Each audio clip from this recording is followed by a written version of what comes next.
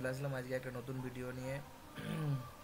আজকের একটা স্টুডেন্ট আমাকে কোডটা পাঠিয়েছে, তো তারই কোডে আজকে রান করে দেখাবো তোমাদেরকে। ঠিক আছে, তো এটা হলো তার ফুল প্রোগ্রাম। তোমরা রান করে দেখো, আমি রান করে তোমাদের দেখাচ্ছি কীরকম হয়।